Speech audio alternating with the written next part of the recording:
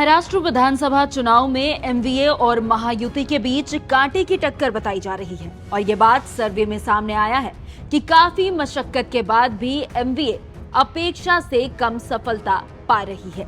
देखिए एक खास रिपोर्ट।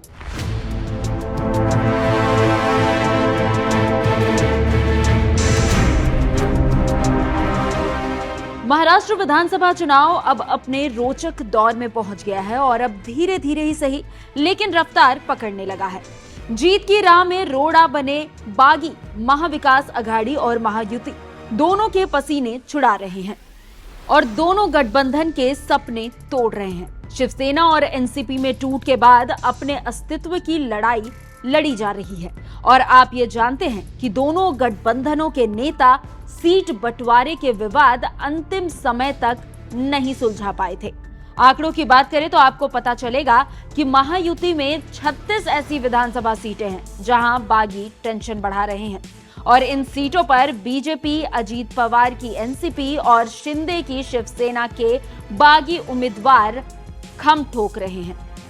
वहीं एमवीए में 14 सीटें ऐसी हैं जहां बागी उद्धव और शरद पवार की परेशानी बढ़ा रहे हैं। लेकिन असली आंकड़ा 4 तारीख को आएगा जब पूरी तरह से ये पता चलेगा कि कितने बागी मैदान में हैं और क्या कर रहे हैं।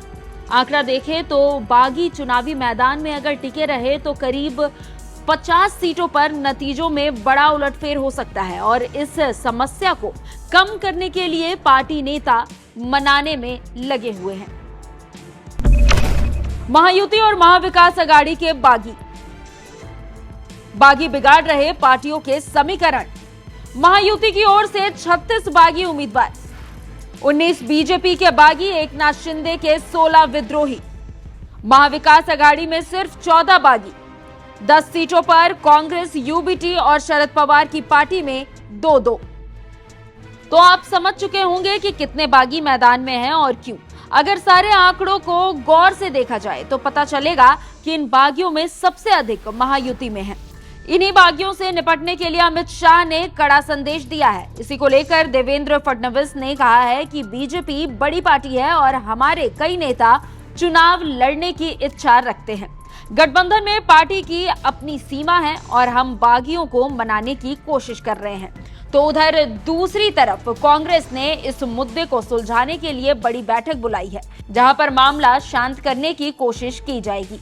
इससे आप समझ सकते हैं कि कैसे बीजेपी के जीत के सपने को बागी तहस नहस कर रहे हैं। लेकिन एक बात साफ आपको भी बताते चले कि ये सारा खेल 4 तारीख को पता चलेगा जब पर्चा वापसी का आखिरी दिन होगा। तब सारी राजनीतिक गतिविधियां क्लियर हो जाएंगी।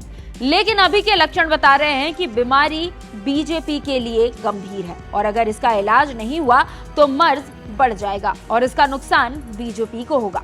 इसलिए बीजेपी परेशान है और अमित शाह मर्ज को ठीक करने के लिए काम कर रहे हैं।